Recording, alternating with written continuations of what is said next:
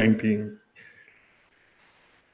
Hey guys, welcome to Pot. Wow, that's a great start to the show already. Welcome to Cast Strength with your co-host tonight, Vito and Josh. Yep, professional as always. Always the most professional. We were right on time, but again, the professionalism is just exuding out of my body, and I'm not even sure if that's the right way to say it, but it's just all there. Wait, no, I think what's exuding out of your body is that whiskey you had last night. Oh, that was a lot of whiskey. Yeah, that was a lot of whiskey. Yeah.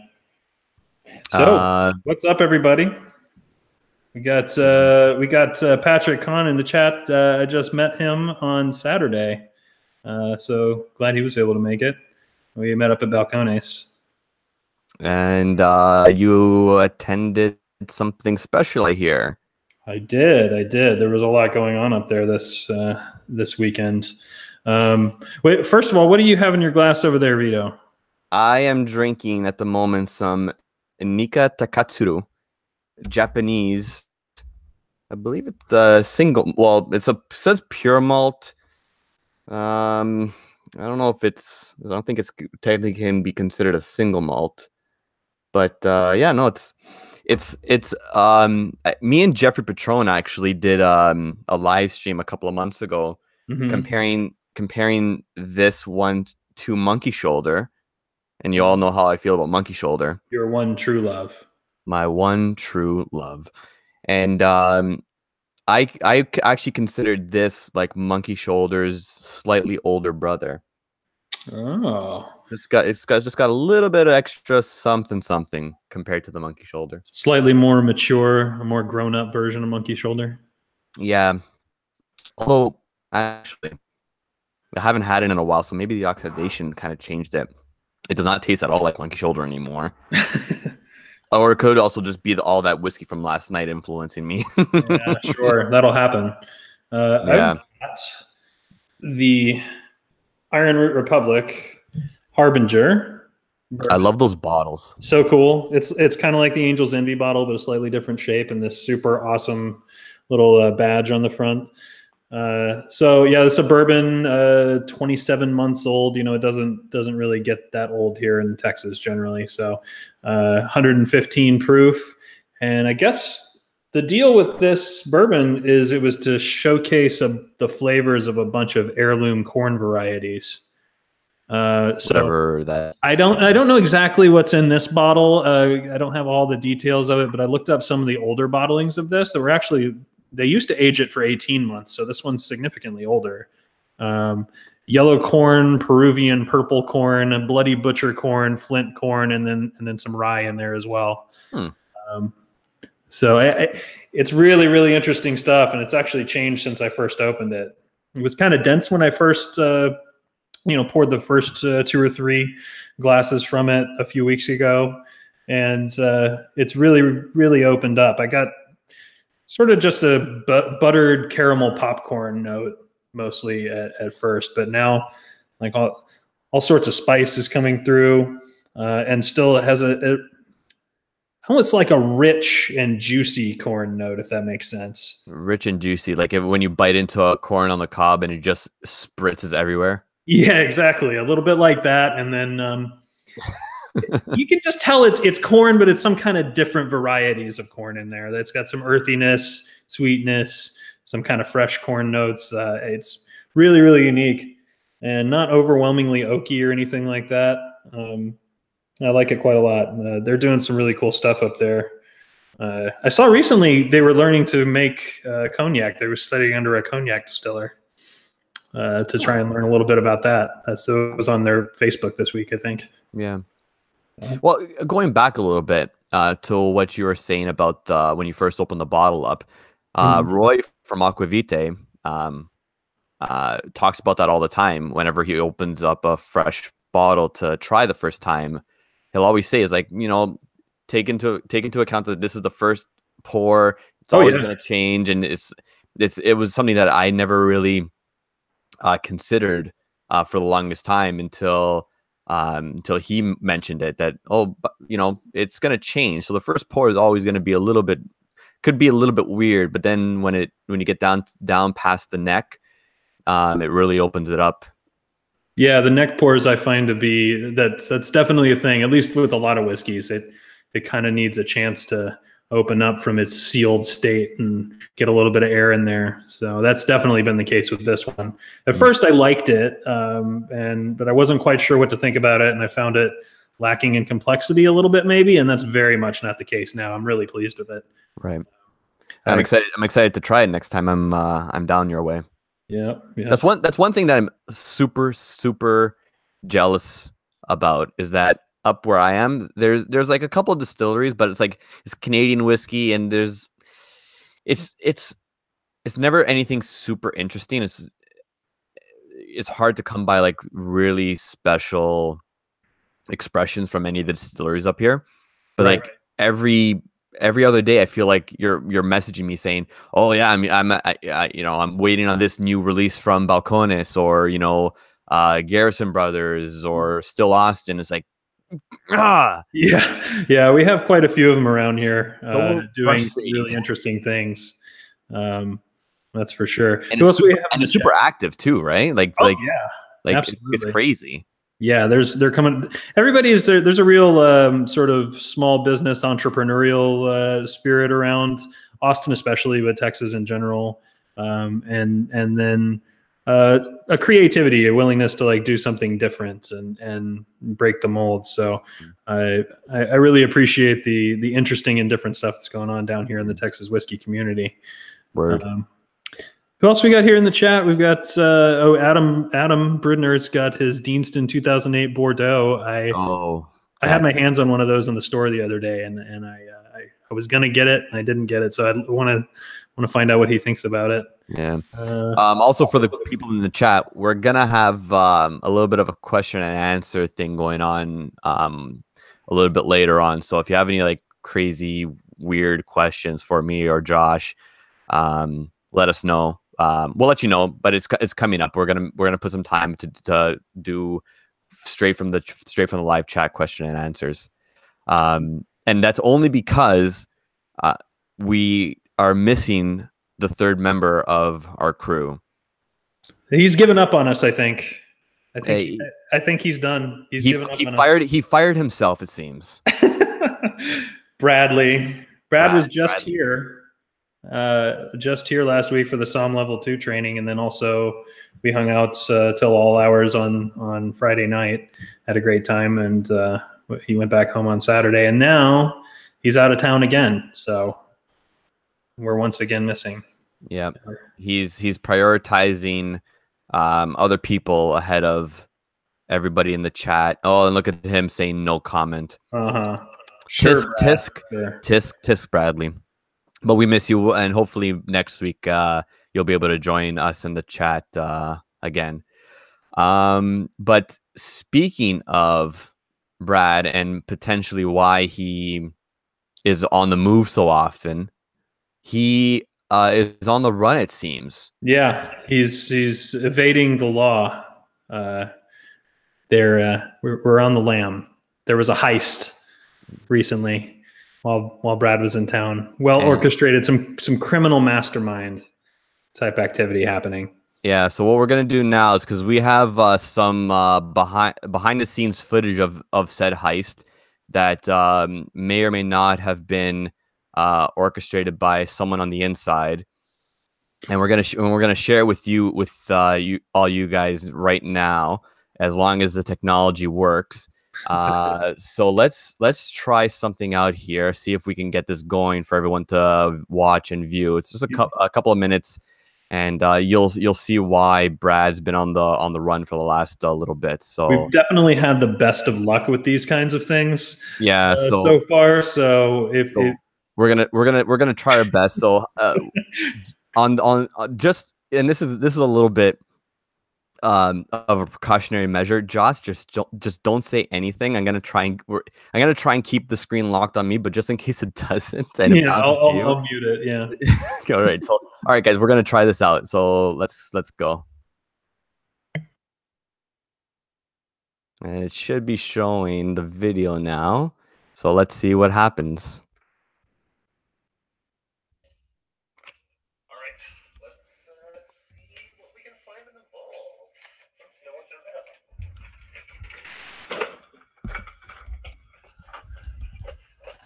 if the code still works.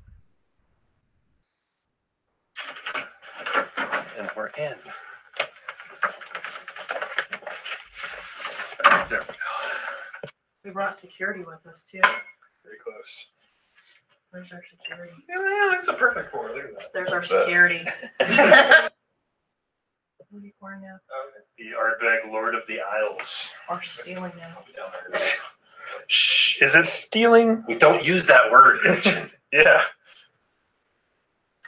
You know the proper word is mooch. Yeah, Mooch. this can't be admissible as evidence. Mooch. Right. And you have the entire box of Red Bulls? That's right. We're taking the whole damn thing. Does Daniel know about this? Shh. Don't tell Daniel. He'll make it like nothing even happened. It's fine. Okay, well, Right. we've got everything. And two vials to spare. You're a slow heister. You can't rush a good heist. I know. Come on. Lots of planning and everything went into this. Tons Can we of heist planning. the camera too? No. Okay, don't break things. Not on the way out. That would be really awkward. Yeah.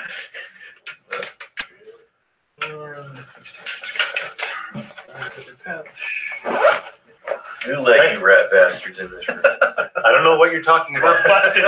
We're busted, man. Where are the brides? Oh God, Rex is here. It's the Quick, buzz. fill up all the backpacks. Do you think this man is above reproach? Hey, listen. Wait, I was promised bribes. We were never You think here. I'm kidding? We were never here. See, hear that recording device? They were never You here. were never here. This never happened. This is all CGI. In return Right. for your silence, there's Talisker 1985. Oh, that's a good start. Yeah. Can I interest you in some Ardbeg Renaissance? You can. You Okay. can. You know, I got big pockets here. Perhaps some Connemara 22-year-old? Damn, that'll do also. Just give me the bag. And Just to do a security run, make sure there's no riffraff, loitering. I got a freaking and freaking demigod. I don't know what you're talking about. We were never here. Oh. No, it's fine. It's fine. It's all good. you didn't see us. Oh, it's really good. So we just had a pretty successful, I guess you could call it a heist. Criminal masterminds. Criminal mastermind. Although there's not going to be any evidence. Can't prove anything. I can't prove a thing. Try and bring a case against me. It's not going to go anywhere. I'm leaving the country anyway. Trying to find me. He's going on the run. Going to the frozen north. They can't catch me. It's fine. There So you go. I hope that stop. Yeah, there we go. I hope that worked for everybody. Worked okay. It was a little quiet, but Yeah, I don't have the proper feeds and whatever, so I just had the mic right up against the speakers. So, but if the video is gonna go on the channel probably tomorrow morning, I think we'll have it ready for upload. So if you want to rewatch it, it'll be there tomorrow. I mean, honestly, is it stealing if they were all Brad's whiskeys in the first place? This is true. I mean, that's what I'm going to tell the judge. That's what I feel. I feel like Brad is in a spot where he's more susceptible to criminal charges than you are. Hopefully, I'm not going to take the heat for him. You hear that, Brad? I'm not going down for you. Sorry, 1 second. Am I echoing? I think it went away. It was just for a second. Yeah. All right, so we got 29 people in the chat. Hey, hello to everybody. For those that I think it just went up a little bit last I checked. So in case you are just tuning in, tomorrow morning there's going to be a Vault Heist episode on the channel on this channel tomorrow morning that explains why Brad has been away for 2 episodes. Yeah. So definitely take a look tomorrow if you missed it. Thank you, Steve. for asking people for a little bit of thumbs up action. Yeah, absolutely. I see we got Ed in here. Rock Gut Review. Rock Out Reviews. Ed, great videos. I liked the episode that you did with the Wisconsin brandy versus more traditional whiskey brandy. That's right, because we were talking smack about the apparently the Wisconsin tradition of making old fashions with brandy. Yeah. Although I'm becoming fascinated with all things like brandy, cognac, Armagnac, because I've been given a few like awesome samples of these things that I never really liked before, and it probably helps that I've drink a lot more whiskey now than I did years ago. But I'm kind of starting to be into that. I wanna try more. So maybe there is something to it. The brandy old fashioned. We'll have to try it out. I'm gearing up to maybe get my hands on like a small little bottle just to try. I don't have high hopes, so maybe that it'll actually impress me. Yeah. I'm sure with anything, there's nice, good quality ones, and then ones that are a little more rot gut. Am I right? Yeah. Did I get the Moina Oloroso? Yes, I did. Absolutely. Thank you so much. I can't wait to try it. We're going to save it to all try it together. But that's really, really exciting. I'm so looking forward to giving that a taste. So thank you. I really appreciate that. Dave sent me a sample down with Brad. So Dave's in the chat. Awesome. Yeah. He's an absolute gentleman. That Moina Oloroso, I did it I tasted it on one of the episodes that we did earlier. I think it was episode 2 or 3. Mm-hmm. And like I was saying, when I tried it, I think I said it when I tried it, it was beyond me. Like it was like the first whiskey that I've had where it's like I'm at a loss for words. Where it's like, wow, like what am I tasting right now? And I had to like just put it away and like kind of just like I'm saving it now. So like when my palate kind of expands a little bit, I was like I go back to it and like really try and explore, because it was beyond me completely. Sure. Yeah. Also for everyone that and I say beyond me because I'm very short into my whiskey journey. Thank you for everyone that watched my first video review of Tile Secret 10 that's on the channel. Yeah. It was a lot of it was fun, but weird to record myself talking about a whiskey, because I'm usually not really good at tasting notes. So it was an interesting experience for me. So if you guys enjoyed it, I have some other ideas to record. So yeah, I thought it was good. I need to find some time to record some of my own, I suppose. So anyway, yeah, you mentioned earlier I went up to Balcones yet again. Shocking. Yes, you did, and I really want to hear more about it, because we talked briefly about it, but we talked briefly about it, but I also got bombarded with like a million pictures, and I was absolutely seething with jealousy the entire time. Yeah, it was pretty amazing. So let the people know what happened. So it was, first of all, special release day. They came out with 2 new whiskeys. One was super limited bottling of their single malt, which is the staff selection single barrel cask strength. There was only 182 bottles of this. So I managed to snag one of those. Haven't opened it yet, but I assume it's fantastic. And then the other one, which I am going to pour tonight, is the Texas Wheated Bourbon, which I have had before. This is a brand new opening of this bottle, but it's unusual for Balcones, and yet still has their, I don't know, it's soft and rounded more so than their other whiskeys, of course, because of the wheat. But anyway, Patrick Hahn in the chat, we met up there. He was in town. Fortunately, we got to say hi to him and hang out in the tasting room for a little bit. That's cool. Yeah, really cool. And he snagged an impressive stash of Texas and other whiskeys to bring back with him to Arizona. So it's exciting to meet Patrick. And then we went in for a master class with Jared, the head distiller, and Zach and Gabe, his guys that run the distillery with him. It was a class on blending. So they pulled samples from their warehouse, all malt whiskeys, right? So they use Golden Promise malt. But the first 3 samples they had were new American oak matured. They had 2 that were new European oak. One was a refill cask that used to hold their Rumble spirit.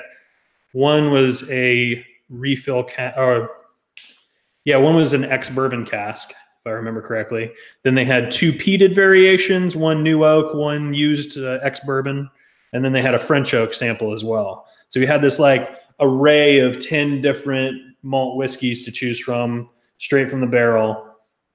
Go around smelling them, tasting them, taking notes, talking about it. And we all came back together in the conference room table and talked about each one, about what we smelled, what we tasted, what we thought that would do in a blend, and then just kind of went at it. They gave us all a bunch of glasses and eyedroppers to take small samples, and probably ended up blending 12, 15 different variations before settling on the one that we liked. So I was up there with myself, my friend Jared and Ryan that live here in Austin as well. And Jared was on the chat last week. Yeah, Jared was here. So we all came up with different variations. I mean, despite it being all malt whiskey, Ryan's kind of a bourbon guy mostly, and his had a real bourbon character to it. Jared's a lot more of a Scotch guy, and his had a Scotchiness to it. And mine was kind of somewhere in between. So it was really interesting. I ended up going with my favorite sample of the American oak, the new American oak malt. 60% of that, 30% came from the peated refill bourbon. So it's a heavily peated, but not in new oak. And then the final 10% came from Mirador. I would love a good idea for when you guys get those bottles is maybe the 3 of you get together and do like a long form review. Yeah, I would love to share with everybody. Compare them side by side. Of course, we had smelled and tasted so much and tried so many different things. It'll probably be, by the time we get our 2 bottles of our personal blend of malt there, it's probably going to be a little different than we remember. That was something that Jared said is like, we've been here for 3 hours smelling and tasting whiskey. You're going to come up with a combination and then come back and get your bottles in a couple of months. Yeah, it's probably not going to be quite exactly the same as you thought. But what would be interesting is if Jared's bottles came out Scotchy, because like for me thinking, like when you were explaining it to me, it's not, there's no Scotch in the blend. So like I'm like for Texas whiskey when the blending to have that influence of like a Scotchy taste. Yeah, I mean, it's definitely not quite the same as Scotch, but but like that sort of characteristic. Yeah, we're dealing with all malt whiskey here, right? Yeah. So it's all Golden Promise barley that they use, and then they had a heavily peated version in there for us to draw from. So the elements are kind of there, but it's obviously done in a completely different climate. And of course, everything. So how to sign up for the classes? That was the last class of the year. They intend to repeat it next year. They're probably going to change and refine some things. They might do a level 2 program, something like that. We did hang out afterwards with the Balcones guys and got to drink a bunch of cool stuff from their whiskey vault, if you will, and smoke some cigars outside. And they were asking for ideas about what to do with this program next year. Like, how would we change it? How would they expand upon it? And so as far as I know, they intend to repeat that. Really just go to their website, sign up their newsletter. That's how I find about it. Follow them on social media. That's how I heard about the first one that I went to. And I haven't missed one since, and I don't intend to. It was an awesome experience. Lots of fun. Jared and Zach and Gabe and all of those guys that work there at Balcones are really, really knowledgeable and passionate. So it's just a really cool time if you're a whiskey nerd to go there and spend time with the guys that literally make the spirit day in and day out and pick their brain about it. It's amazing experience. I'm booking my next flight to Austin right now. Yeah, sounds like a lot of fun. Yeah, I see a couple of people in the chat saying they haven't been able to try Balcones. Howard Kim, yeah, it's definitely up there. It's one of my favorites. I get everything that they come out with. So, but it's predominantly in Texas. I don't think they have very much outside state distribution, right? They do get out of the state a fair amount with the core product line. You know, they have a lot of distillery exclusive. You know, you can only buy it in the tasting room. They have a lot of that stuff, and then they also have stuff that's more, you know, Texas only releases. Right. Well, so you can't get the entire full palette of what they offer. Just like any distillery, it's kind of hard to come by some of them and really easy to find others. You know, stuff like the single malt, Baby Blue, Brimstone. They distribute to a good number of states. I forget how many, but. Well, definitely not international because I can't get none of that in Canada. Right. God damn it. Yeah, Christina has some Brimstones that she found it in New York. So yeah, that's New York, still 9-10 hours away from me. Mm-hmm. So poor Vito. I'm sad. A sad Vito. Cry.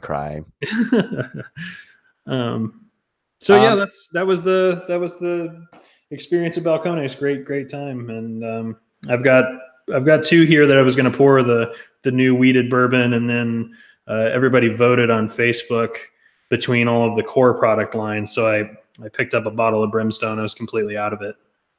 So we want to do that now? We can start to, for sure. Okay, so really quickly before you pour, because Josh did a Facebook poll for his bottles, and I decided that I wanted to do something more live with everybody in the chat. So what I'm going to do is I'm going to put up a picture now, since it looks like the screen sharing actually works. So there's going to be 3 options, and you can either decide to respond, like essentially we're picking the whiskey that I'm going to talk about tonight. Mm-hmm. So you're going to respond either A, B, or C, with A being the whiskey on the left side and C being the whiskey on the right side. Or you can write out the full name, like, you know, if it's Ardbeg Gugudal, you can write down Ardbeg Gugudal. So the picture is going to come up in just a second, and I want to see everybody's input on this decision. So here it comes. And it should be up now. So choice A is going to be Redbreast 12 cast strength. Choice B is going to be Bunnahabhain 12-year. And choice C is Hibiki Suntory Japanese Harmony. So A, B, or C, or you can write down the expression. And I'm going to take what seems to be a majority of what all of you guys are typing out and picking as the pour that I'm going to talk about tonight. Really not a bad one in the bunch. Yeah, no, I picked out all the Stumpy bottles. Well, not all the Stumpy bottles that I have. Actually, you know what? Beside me, I have 5 of the Stumpy bottles in my collection, and they're all heavy hitters in my opinion. So I think that's enough time for everybody to kind of give their opinion. So I'm gonna pop out of this. Now. So let's stop the stream. Not the stream, though. We don't want to stop the stream. That's all right. Jeremy voted for C about 18 different times. Yeah. So let's see. You be quiet there, Adam, with your comments. A, B, A, C, B, B, A, C, A, B, A, B. It looks like B might actually be the winner. So that's what I think too. It's B for Bunnahabhain, the Buna 12, one of my favorites. So let me just finish off what's in my glass now. Oh, we got Daniel Treadwell in the chat. He's Daniel. Austin as well. So, man, good to see you. And Dan Dewberry. I'm going to a Scotch tasting here in a couple weeks. At Dan Dewberry's house. That's not good. Graciously. Oh, you got a cork problem? Yeah, the cork. It didn't break but it did stick to the side of the lip. That kind of upsets me a little bit. Bummer. Let me see if I can get enough of it out so that it's not. This is why you save your corks. Yeah. I think I'm just gonna go soak it for a little bit to kind of. I think we talked about that too, like cork saving. Like if the cork's just a little bit too dry and small, if I like soak it a little bit, not in alcohol, but in like water to expand it a bit. Sure. Yeah. I feel like that's good enough. I would be curious to see, since we have a good amount of people in the chat, what's your opinions on that? The cork's still in good in like solid condition, but it's a little bit dry, a little bit too small for the bottle opening. Would you consider soaking it in water, or would you just full on replace it to save it? So Gretchen is suggesting Canadian Hunter in the chat, which how dare you? How dare you? That earned her a most worthless sash. I don't know if anybody that's not been to Fang and Feather lately, they keep a most worthless sash on the bar there. And whoever says something really, really stupid, like suggesting we drink Canadian Hunter, gets to wear the most worthless sash for a while until somebody else says something stupid. When did they bring that about? I guess it's been there a couple months, maybe. So, yep, she earned it. Might have seen the pictures on Facebook. Most worthless. All right. So, Mitchell from Toronto suggesting that soaking in water couldn't hurt. Worst case scenario, you have to replace it anyway. So yeah. So I'm just gonna soak it in a little bit of water here. In my in a small little container that I had just so conveniently had, actually. And let's get to pouring the Buna 12 now. Whiskey wise in the chat, good points. Tip your bottles to the side just for a second or two every so often to moisten the cork. You obviously don't want to store whiskey or any other high proof spirit on its side, but every so often moisten the cork that way. Yeah, you know what it is, and we talked about this. Sorry, people are looking at my my abdomen there. I'm just trying to pull out some corks to see if what'll fit. But I talked about this a couple of months ago with you that my Buna 12 cork was a little bit loose. But I normally do pop the cork, pop the bottles upside down to kind of give them a little bit of a soaking. But I must have just forgotten it over the last couple of weeks. Christina's saying she's never going to open her mouth at Fang and Feather unless it's to drink whiskey. So I think that's a good strategy to avoid the sash. And it looks like the only cork that actually fits is the Redbreast. Is this Redbreast? Yeah, this is Redbreast cork. Adam pointed out exactly. Oh no, he's talking about Redbreast and Deanston. But yeah, Redbreast and Deanston. Yeah. The Redbreast cork happens to fit very nicely into the Buna 12. So I'm just gonna pour it upside down for a little bit just to kind of get it a little bit soaked because it's been a bit dry, just kind of like in my room. So my friend Jason Phoebe in the chat had a good point. What if it's a synthetic cork? Then it shouldn't matter, right? It shouldn't, but it's more this one's the only one that fits. Yeah. All the other ones are smaller, so that means in terms of like tipping your whiskey to the side every so often to hydrate it. Oh, sorry, misunderstood. Yeah. That I would feel like you wouldn't have to with the synthetic cork. Ryan, the bottles, I think they said it's going to be a couple of months, maybe like sometime in January. They're going to let us know that the bottles we blended at Balcones are going to be ready. We're going to get 2 bottles a piece, and they just have to pull the samples and blend them and bottle them, and they have to get a label made up and all that stuff. So it was a couple of months was what I heard. All right, so I have my Buna 12. So now I took away a little bit of the show from you for a little bit. I'm sorry. You're good. You put up the poll And did we talk about who won the poll? Refresh my memory. On my poll on Facebook. Yeah, for the pour that you're gonna have. Yeah, it was Brimstone, which I kind of figured it would be Brimstone, but the next closest was actually surprising to me. It was a single malt, that's for me is an all-time favorite. It's fantastic whiskey, but figured it would be something a little more oddball like Brimstone was the winner, and it definitely was. So that's what I picked up, and that's what we'll have. Definitely not my first time having Brimstone, but it's my first time having it in a while. I haven't bought a bottle of it in a while, and it's kind of a good thing too. Next month they've got 2 special editions of Brimstone coming out to kind of finish out the year. One of them's Brimstone, the way it was described to me, like they used to make it originally. So it's kind of a throwback to the original recipe for Brimstone that's kind of evolved over the years. So they're remaking that. And then the other one is Brimstone finished in PX sherry casks, which is fantastic. I cannot wait for that one. You've tried it already? Yeah, they had samples of it at their 10th anniversary. Okay. Yeah, so we got little cups of it. Yet another benefit to living in Austin. Sneak peeks. Unbelievable.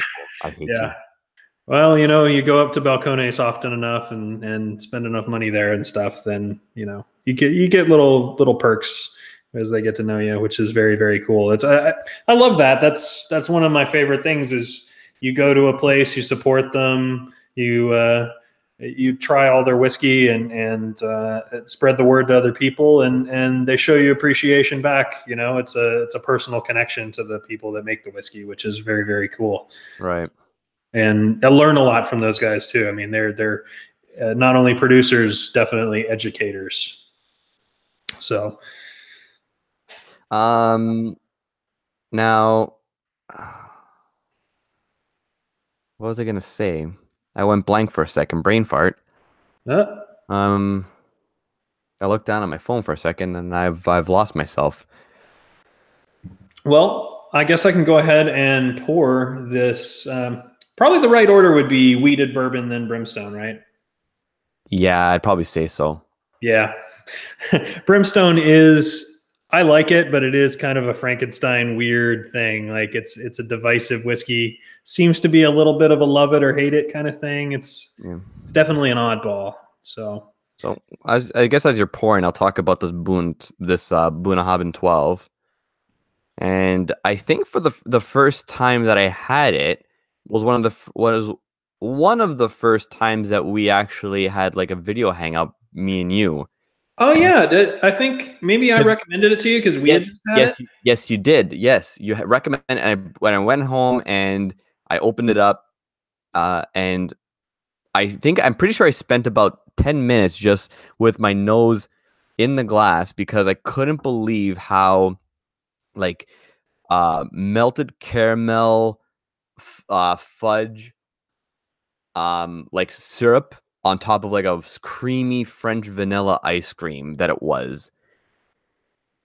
Yeah, I always get it's like a cherry vanilla ice cream, and then with some oak, as a kind of a foundation that all rests on. Yeah, no, it's aged very well. Well, I shouldn't say aged, oxidized very well. I still get that rich, creamy French vanilla ice cream. And I'm picking up like that oakiness. I still get that caramel. It could just be me just associating it with the French vanilla, but still get that. It's so freaking good.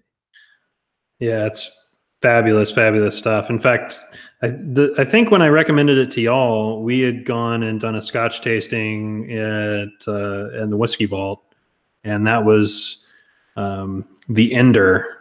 For the Scotch tasting is meant to like introduce people to Scotch, so it's nothing that's too crazy or aggressive or anything like that. So Bunnahabhain 12 was what I think we ended on, and that was the one that Gretchen, she gave it a taste and said, "Oh, that's actually really good." Most of the time she tries a whiskey, she kind of cringes a little bit, and it's a little bit sharp. She's not super accustomed to it, and that one, no problem. So. Oh, hey, we got Scotch Test Dummies in the chat. Hey guys. Yeah. It's awesome to have you guys in. Well, awesome to have everybody in, really.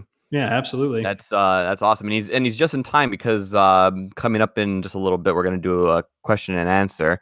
I don't know if Scott really has has any I'm going to go ahead questions and for say us, that you but guys know a whole lot more than either of us combined, right?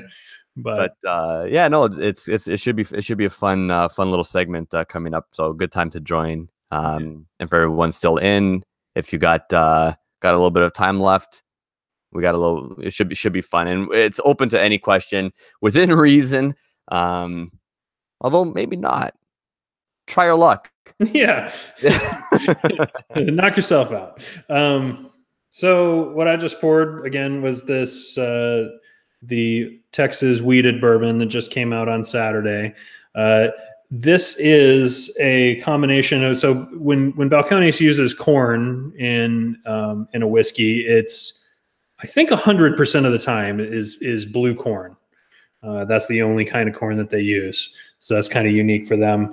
It's blue corn, Texas red winter wheat, and then of course the only barley they use is Golden Promise barley at the moment. Although I think they have some plans to use some Texas grown barley sometime soon, which is pretty cool. This guy is 61% and aged 29 months. So, and again, Texas climate, you don't generally see things aged for, 8 years, 10 years, anything like that. So, so Scotch Test saying loves wheated bourbons. How does that compare to the standard wheated bourbon? I have tasted this before. This isn't my first time trying it, but it's been a few months since the first time I got a little sample of it. Oh, wow. It's like, usually Balcones whiskeys are so, there's a lot of wood influence in there, but they do it in such a beautiful way. I mean, the barrel presence is always really, really evident to me in their whiskeys, but it kind of takes a back seat to the nice kind of rounded sweetness. It's got sort of a like nutty vanilla pudding kind of thing going on, like brown sugar. Yeah, it's really, really unique for them. The interview with Jared on Scotch Whiskey, yeah, I did see that, Ed. That was very cool. And also, Jared is I think, president of the board, or he's the head of the Texas Whiskey Association, which is kind of a new thing. We'll be talking about that more, I think, in another episode. We'll probably get Spencer Whelan on here to talk about it. But we'll definitely hook something up so that everyone's well informed right from the get-go about it. Right, but for those who don't know, Jared Hemsted's the head distiller of Balcones, and great guy, really creative, and of course knows his whiskey. So, yeah. So, as we're I think now's a good time. As we're drinking tonight's picks, should we open up the Q&A? Yeah, absolutely. All right. So, start asking questions. And depending on how many there are, we may or may not get to them, but we're going to try our best to do it and keep our answers to a little bit of a minimum. So if you have any questions as we're drinking the Bunnahabhain 12 and the Texas wheated bourbon, feel free to ask away. Man, this is just lovely, lovely stuff. And Scotch Test saying that Mirador is the favorite. This kind of has that like softer character that it's not quite the same as Mirador, obviously, because Mirador is malt whiskey. But, all right, so I'm gonna answer a couple of quick questions here. Mike McDonald asked, "Why do you grow a beard and no mustache?"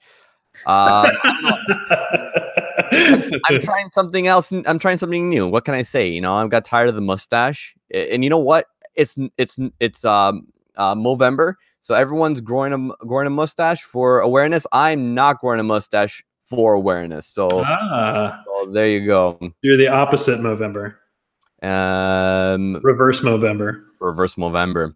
Ed from the Rocket Review asks, what is your skincare routine? How do you stay so clear?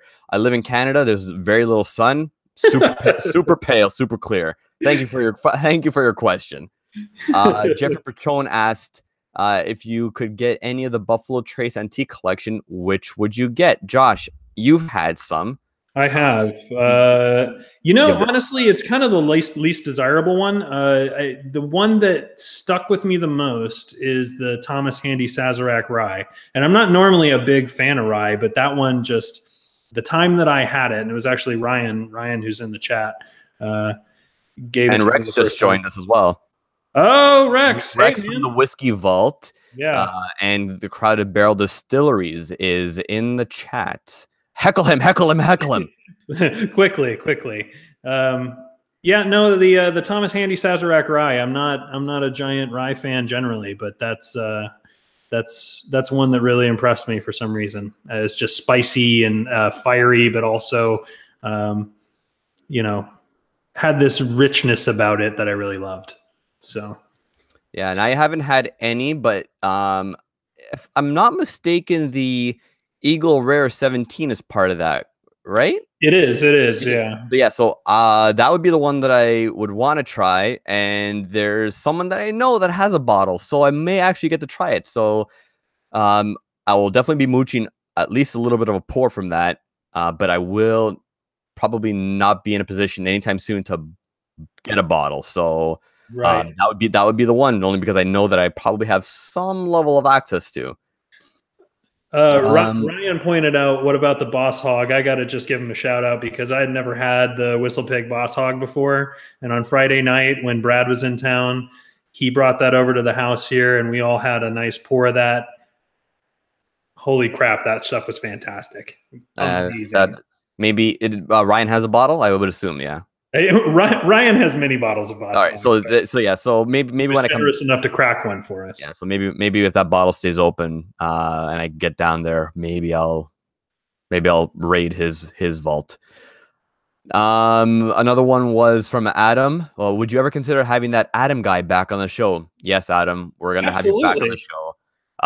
Even though only for the fact that your tasting notes are just so much better than Daniel from the Whiskey Vault's tasting notes. Yeah, he's better than Whittington all day long.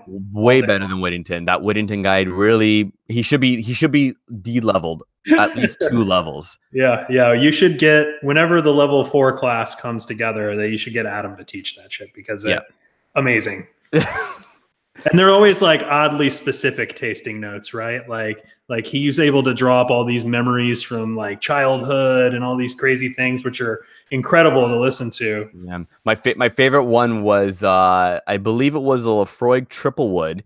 We were at the Caledonian, which is a Scotch bar in Toronto, and he's like, this tastes like Coney Island, Coney Island chili. Hot dog chili or something like that. That's right. I remember that. Yeah. From Detroit, and he had it like 8 years ago, and I was like, but like I looked over at him just like in complete disbelief. What are you talking about right now? Like I have no idea. Like down to the restaurant, it's like from this specific place in Detroit, their Coney dog sauce. Unbelievable. Ian Waller asks, what's the #1 whiskey you really want to try but will probably never get the chance to? That is a tough question. It's not for me because jerks hogged all the Redbreast dream casts for yourself. I'm super upset about that. I would say I'm sorry about that, but no, you are sorry about that. Don't say you're not. I mean, I am, but you are. It's so good. Oh, I hate you guys so much. Oh my god! I'm so upset that he didn't stay that extra day, but duty had to call and I had to leave Austin. Otherwise, I would have got a chance to try it. Now there's no chance. Scott System is asking where I live. I live in Austin. I live kind of the complete opposite side of town from where Wizard Academy is, so way on the north end of Austin. So what's the whiskey? Wait, which one? What? What's the whiskey? The #1 whiskey that you want to try that you probably won't ever get a chance to? Oh man, that is a difficult question. That I won't ever get a chance to. Probably some old rare Ardbeg. I've heard a lot about Ardbeg from the 1970s as being something that you must try if you're an Ardbeg fan. I've had a lot of the, especially courtesy of Brad, who's incredibly generous, of course. I've had a lot of the rare and exotic Ardbegs, but I've never gone back quite that far. So I'd be really curious to see, what the 1970s Ardbeg is like versus today. What's my favorite whiskey right now? I'm gonna say this wheated bourbon is really, really killing it right now. Although I am so excited to get the blend that we put together at Balcones on Saturday that hopefully that turns out to be my favorite whiskey right now. Cool, cool. And to answer a certain Mooch's question, do tiny Italians come from Italy? Little Italy. Yes, they do. They come from Italy. He's got a flag. I love it. So yes. Well, my parents are from Italy. I was born in Canada, so I consider myself Canadian first, but I take part in all the cultural happenings surrounding Italy. So that answers your question, Rex. What's the proper term? Is it a Canadian or Italianadian? Pastadian? Pastanadian? Oh, we'll go with Pastanadian. What other questions do we have here? The bottom shelf asks, any great whiskey cigar pairings? I'm not. I smoke cigars, but for me, it's more of I kind of do it once a week, maybe twice, if that. Usually, if I'm going out, say to Fang and Feather or another distillery, and then I'll smoke a cigar there. But I don't really smoke cigars a ton at home or anything, so I almost have to recuse myself from that question. I can say outside of it in terms of pairing, I'm not very good at that, but my favorites to have with whiskey tend to be Drew Estate Liga Privada No. 9. I'm a big fan of, and really anything from the Liga Privada line is pretty awesome. And then I've found one cigar is the Perdomo Habana, I want to say it's called. That's one that never seems to kind of overwhelm or get in the way of the whiskey, because sometimes I feel like if the cigar changes the whiskey too much, it's not in a way that I like. It can make it a little bit dry or tannic, and like you lose a lot of the sweetness. At least I do. So I want something that's not too aggressive and overwhelming to where I can't enjoy both at the same time. Right. Now that's my I completely agree with you. Like, it can't overpass compliment really well. The unfortunate thing about living in Canada is that smoking a cigar in freezing temperatures is not comfortable. So it's difficult. It's difficult for recent ones. My favorite cigar whiskey pairing so far has been Monte Cristo cigars and Redbreast 12. I was doing that. I was doing that a lot in the summertime up here, and really, really nice.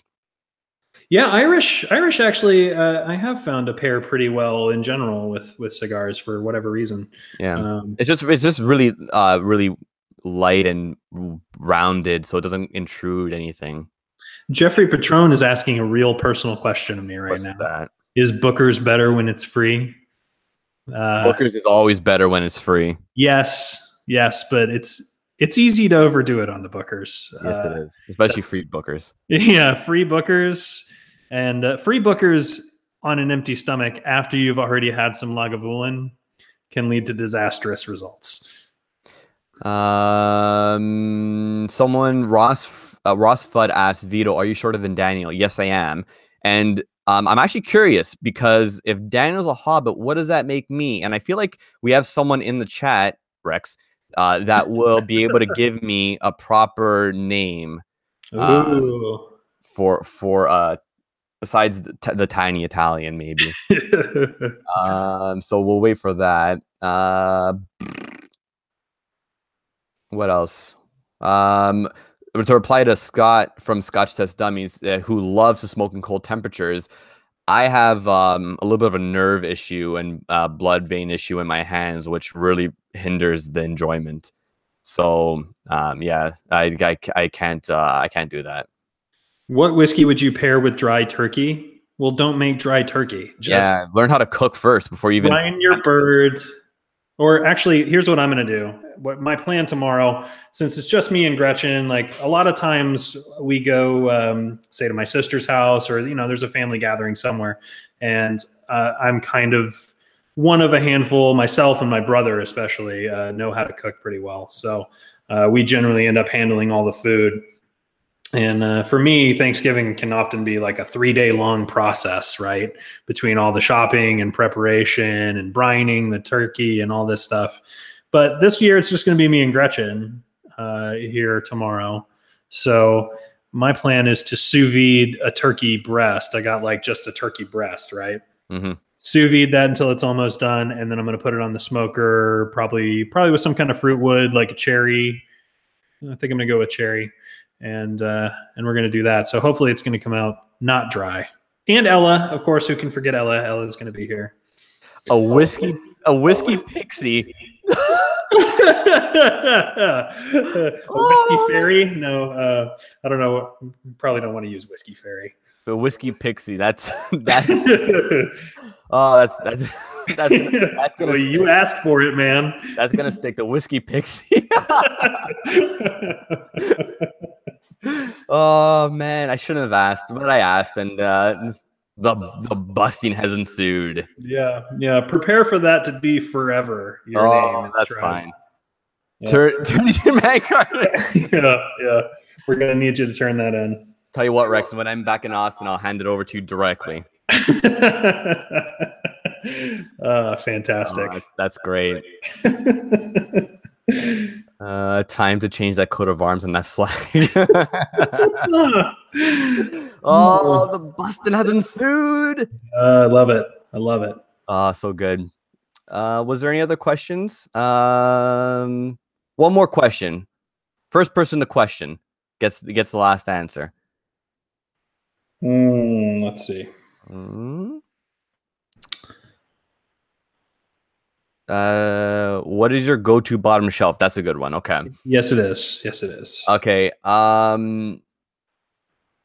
Okay, fine. You know what, Ed just asked, can you buy some wigs? No, I will not buy wigs. I'd love to see you with little angel wings on. That would be adorable. You know what? If I make it to Austin, just for the shits, I may do something like that. See, that's the thing with Vito. Vito is like the best sport when it comes to like being made fun of and stuff. He just plays along.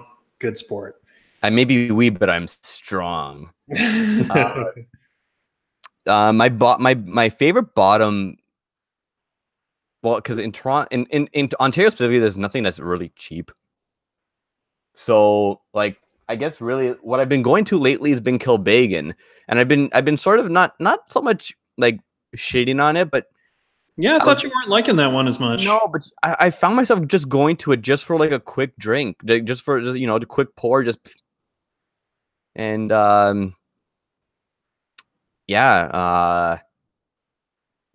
think the Kilbeggan Irish whiskey, relatively inexpensive, 40 ABV, but it's it's a nice, tasty, basic Irish.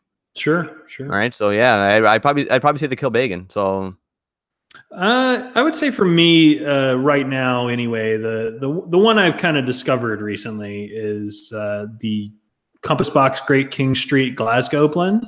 Yeah, you were talking about it last week too. That's kind of borderline. It is like $35 or so. So arguably, like, what does bottom shelf mean price wise, right? It's all relative, right? And I feel like it's sometimes misunderstood when people say bottom shelf. I feel like it's more like just personal budget. Like what's like, because I know some people that the cheapest bottle that they have is like I would guess about $50 US, right? Which is kind of insane, but for them it's it's all relative, right? So I feel like in the Scotch world, right, it's to pay $35 for something that's like that flavorful, has that high of a malt content. That's something like we did a Compass Box kind of centric episode previously, and that's one thing that they do even with their lower end or less expensive products is they put a really higher percentage of malt in there than a lot of blended whiskeys will do, a lot of blended scotches will do.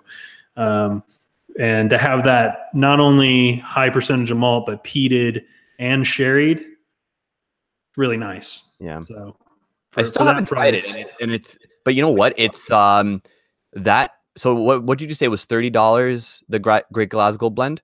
Generally about 35. Yeah. So in Canada, if I'm not mistaken, Adam and Dave are in the chat still, I believe. I'm pretty sure it's close to 70 Canadian, which would be about $45, $50 American. Oh, okay. So it's one of the. That's a little expensive in syrup bucks. Yeah, the syrup doesn't flow as freely up here, so it's $70. So roughly, you know what? Let's do this. Hey Siri, what's 70 Canadian dollars to US dollars? $70 is $53 US. Oh yeah. See, at $53, I'd start to question it because Great King Street is good all round, but at that price point, I can get better whiskeys. Yeah, and Adam's a big supporter of the Deanston Virgin Oak for the same, roughly about the same price up here. So. Oh yeah. Which I still haven't had. I'm gonna come over, Adam. I promise I'm gonna come over. I'm gonna try some Virgin Oak. Actually, you know what? I think he actually bottled it down, which is a shame. But I know you have some stuff there for me, so I'm gonna come over soon, and we're gonna share a dram. Yeah, Virgin Oak is a good one. It's one I have had it a few times before, but I've been meaning to pick up a bottle of that. There's a package at Specs right now. You can get the Virgin Oak and 2 glasses in there, and it's like $28. Crazy good deal. Mm-hmm. So maybe time to switch to the Brimstone. Yes, go ahead. We'll do that, and then we're gonna we'll get to the fiddly bits, and I think we may call it after that, but we'll see what happens. So Brimstone. Everybody seems to be like, I'm gonna call it both intrigued and terrified by Brimstone. I don't think you poured it for me when I was there last. Maybe not. I might have not had any. Actually, everybody knows I'm a big Balcones fan. This was the first one that I ever bought. Mm-hmm. So Gretchen is a giant fan of, or was, it's no longer on, right? Of Fixer Upper. Okay. Which of course those guys are out of Waco as well, and they have their store up there, Magnolia, right? So she'd been wanting to go and check out Chip and Joanna Gaines' store up there, and I said, okay, fine, we'll make the trek up to Waco, but I've heard there's this place called Balcones. It's a distillery. I'm kind of sort of getting interested in bourbon and maybe some other whiskeys. Let's stop by there and check it out, right? And I've never had anything before from Balcones. Go to their tasting room and I order their flight. And this was the one that I walked away with. It was the most unique whiskey I'd ever had. To me, at the time, it felt like distilled Texas brisket. So for anybody that's not familiar, that's Brimstone. Brimstone's a blue corn whiskey that's been oak smoked, and it's not, they don't smoke the grains beforehand. And from what I've read, they also don't pump smoke through the distillate after the fact, right? They have some other process that they do to get the oak smoke into the whiskey. The other thing we noticed as I was looking at this before we came on tonight was, if you can see that, it is aged at least 1 day in oak, which I find to be pretty funny. That's amazing. Just and super transparent. I mean, like, good on them for just putting that right on there, right? That's super transparent. So I think people have this impression of Brimstone as being something that's super aggressive or something to be intimidated by. I don't know. It doesn't scare me that much. It's got the distinct smell of a Texas barbecue pit. You can tell that it's oak smoke for sure. I don't know. Some people don't really pick up on this, but I feel like there's a real big distinction between the smoke that you get from different types of barbecue woods, and this just screams oak to me. It's kind of hints at vanilla in that way. And yeah, dark and dense, but also has this kind of molasses sweetness in there too.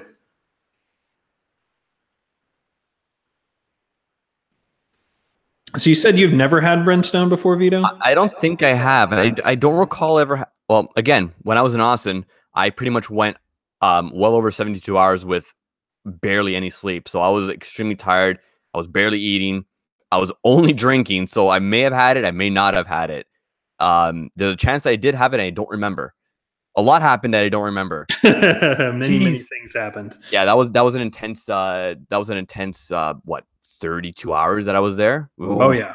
Yeah. So maybe I did, maybe I didn't, but definitely next time I'm down there or anywhere where the brimstone is, I'm definitely going to try it because, yeah, it sounds right up my alley. Again, I just opened this bottle, so it does need to open up a little bit. I think it does taste. The neck pour is always the yeah. The neck pour on it's a bit like dry and tannic, which it already has. It already has some of that going on. It kind of like hits you in the back of the jaw a little bit. Right. It's obviously smoky, but not at all like a peat smoke, right?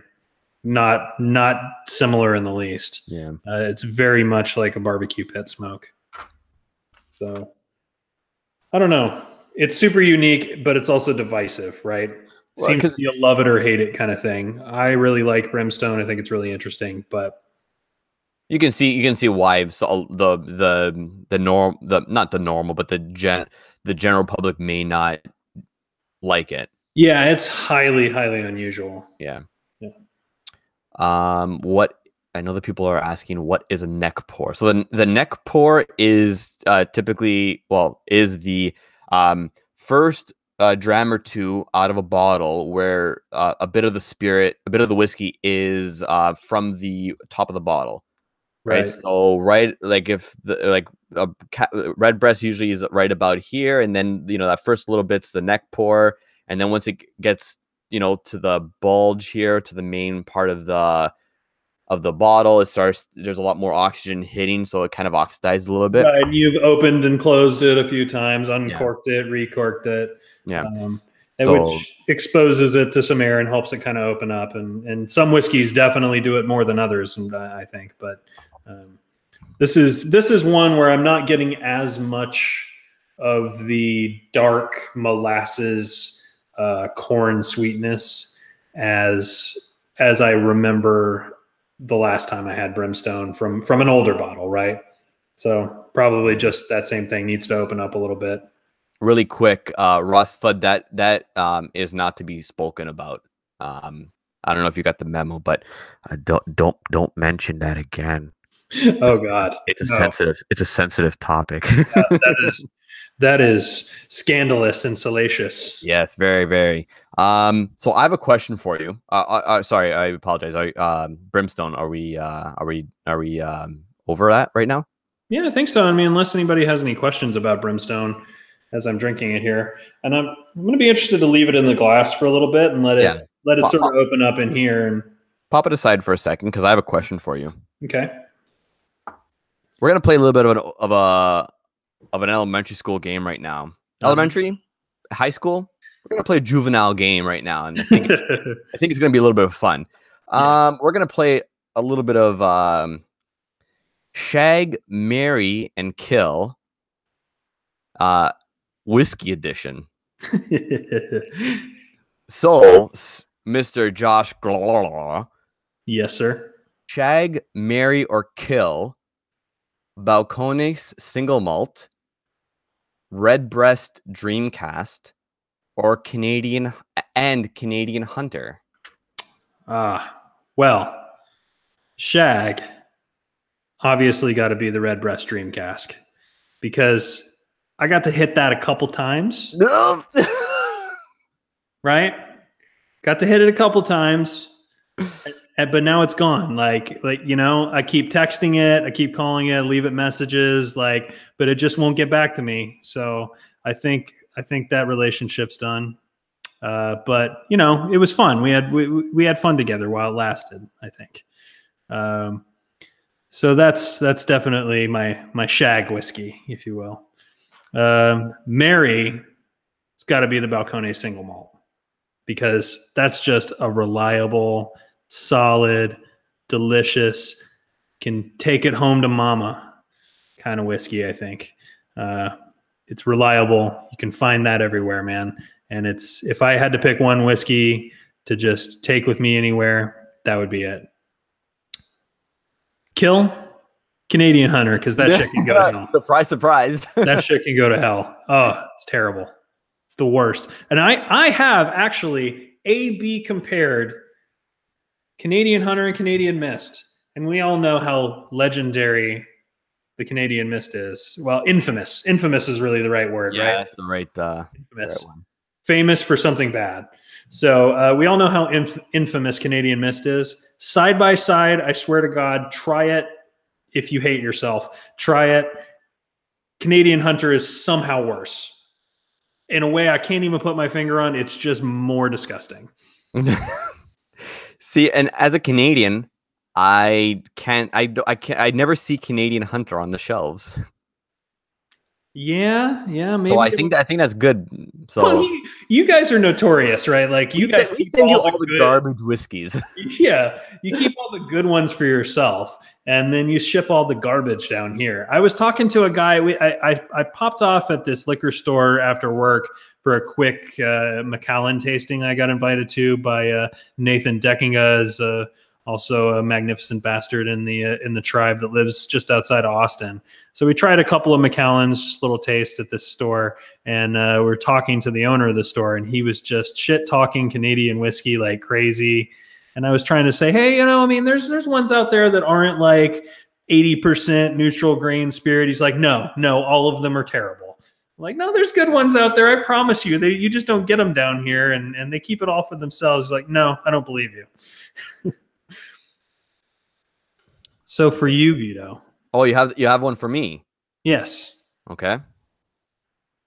Your choices are Ugadal, Ardbeg Ugadal, Octomore 7.1, and then Monkey Shoulder. Oh, good God, you had to put Monkey Shoulder in there. All right. I don't have to do it really in order. I'm gonna marry. Or should I do?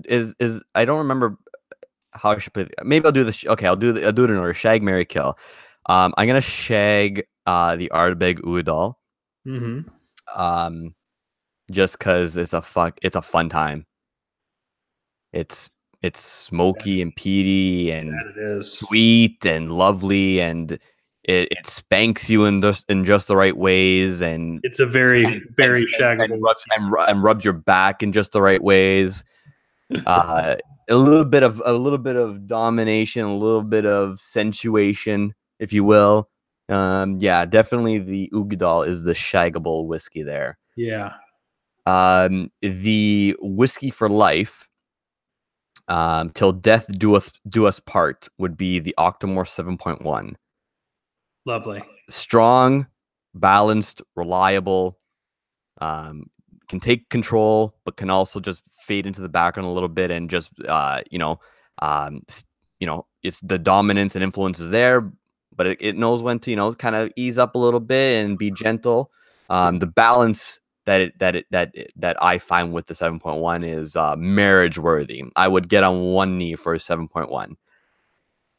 And to kill would be the Monkey Shoulder, and I just so happen to have it beside me, and yeah, there goes your endorsement deal. And we're gonna kill it. Oh, we're killing the Monkey Shoulder. It's a Monkey Shoulder bottle down.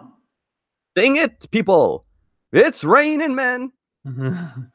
So yeah, I definitely kill the Monkey Shoulder, and Ian is in shock that I killed it. Hallelujah. And that might be the last time I talk about Monkey Shoulder on this stream, until I get another bottle, that is. Thank God. Yeah. As being asked, Steve asked, "Is that 2 doors in my cabinet are all balconies?" Yes, that's correct. He is the fanboy. A solid quarter of my collection, or the space available anyway, is dedicated to balconies. What's the story with the bottle of brimstone? That's the one I was referencing earlier, Ryan. That's the first bottle that I ever bought at the distillery. I sampled a bunch of stuff and decided I like this brimstone. I'm going to buy that and take it home. So that's the first one I ever got. So that's it, I think, for this edition of Cast Strength After Dark. No, hold on. We have to do the fiddly bit still. No. I mean, just for the sexy part. Oh, for the sexy part, yeah. we may bring this back another time with Brad. Maybe not. Ooh, I definitely. That was actually kind of fun. Yeah. I like that. All right, so let's go right to the fiddly bits. Josh, go. You start. So first of all, obviously, everybody that's in the U.S. And that's going to be celebrating Thanksgiving tomorrow. Happy Thanksgiving! Yes, happy Thanksgiving, everybody. Yeah, from your neighbors up north. Hope everybody has a fantastic time. Lots of great whiskey, lots of great food. We've been using the Fiddly Bits bit for not only whiskey related stuff, but like just random recommendations, right? Things that we might have come across in the week that resonated with us. And in one of the Patreon lenses for Whiskey Vault this week, or a few of them actually that were up in Daniel's office, there was some music playing in the background. And this is an album that I really, really love, that I hadn't listened to in a while. And just hearing the Massive Attack Mezzanine album playing in the background of the Patreon lens video, I've listened to it like 20 times now. It's just been on repeat. And this is an album that I've loved for 10 years or whatever, maybe more, but just one of those I haven't listened to in a while, and immediately recognized like the 10-second clip of music is like, oh, that's Mezzanine by Massive Attack. So fantastic album. And I'm not even normally much of an electronic music kind of guy. I like more guitar based stuff, but that's just a work of art. So check it out if you haven't. Yeah, I haven't. It's amazing. Definitely taken that recommendation. Yeah. So what do you got? I got, there was a couple of mentions to an ad read that has become a little bit of a staple in the last 2 episodes, but no ad read this week. I honestly didn't have time to write one up. But my fiddly bit, if I had time, I would have written an ad read for it. Actually, it's a podcast that I learned about from the Friday, if I'm not mistaken, it was the video episode from It's Bourbon Night. One of their live streams, or was it an episode? It was just a regular pre-recorded episode. They were doing they were talking about Wild Turkey 101, and they had a guest on helping them talk about it. Sam from Harry Potter and the Half Drunk podcast, after I watched the video because Wild Turkey 101, we've talked about it before, it was my first the bourbon that I used to sort of introduce myself to bourbon. Yeah. So I was curious to of that episode, and then it kind of drew me in. Sam talking and whatever, and they were talking about the podcast a little bit, drew me in, and I'm a big Harry Potter fan as well.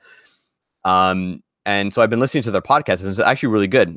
Really interesting, super laid back, a lot of fun. If you're into the Harry Potter fandom and just kind of nerdiness and listening to maybe they're drunk, I don't know. They say they're drinking wines and spirits and whatnot, but I don't know.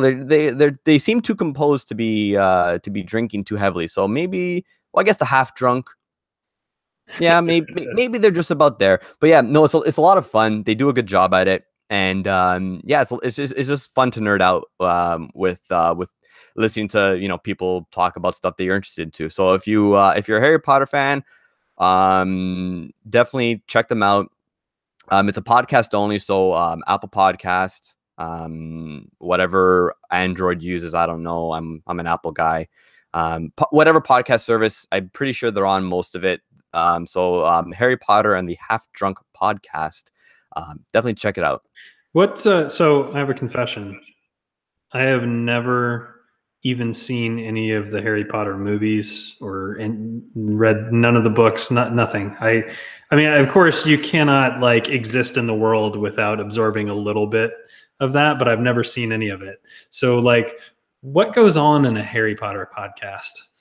A lot of nerdiness. a lot. I'm honestly curious. Like, is it like fan fiction or what's the deal? No, it's not fan fiction. It's them. I've only listened to four of their episodes so far, 4 of the first one. So they may get into it a little bit. But so far it's been, discussing, things that happen in the books. Right. Well, the movies too, because the movies are pretty accurate to the books for the most part, except for 6, because 6 was an abomination. But that's the one that all the nerd fans really hate. 6. Yeah, the movie butchered the book, because the 6th book. I'm not gonna. Okay. Anyway, the 6th book is the longest book. It was almost the shortest movie. They completely ruined the book for anybody that may have watched the movie and was like, oh, I'll get into it, but then they watched the movie and it's like, oh, this is a shit movie. I really didn't like it. But anyways, what was the question?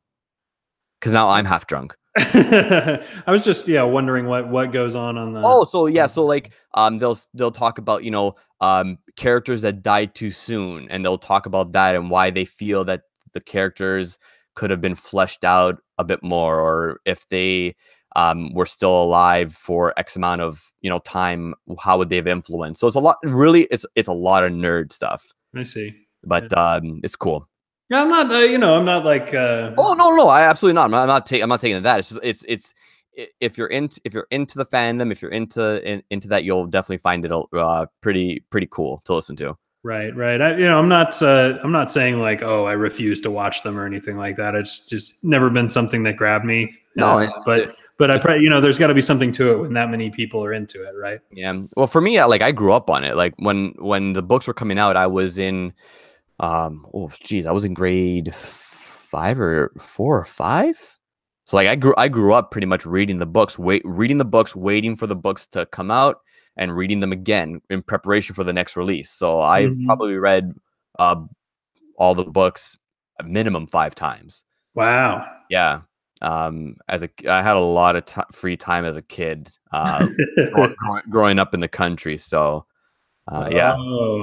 Yeah. So no, but it's a lot of fun. If you guys are interested, check them out. Harry Potter and the Half Drunk podcast. It's cool. Very cool. Very cool. Yeah. So yeah, you were drinking the Boonhaven earlier. Yes. And did you finish that off, or? I did finish that off because I'm in the process of finishing off the last little remnants of my monkey shoulder. Okay. Yeah. I have actually all 3 glasses partially full over here. So I've got the Iron Root Harbinger, the Balcones Texas Weeded, and the Balcones Brimstone, all in varying stages of emptiness over here. But why don't you blend them while I answer a question really quick? It's going to be dangerous to blend the Brimstone into this, right? Okay, so maybe blend everything else besides the Brimstone. Because I have a Rex question that I feel like I should answer. All right, so here goes the Harbinger into the Balcones Weeded. All right. So going back to our previous segment with Shag, Marry, Kill. Yeah. Mr. Rex from the Whiskey Vault asks, pick quiz: Shag, Marry, Kill, Harry, Ron, Hermione.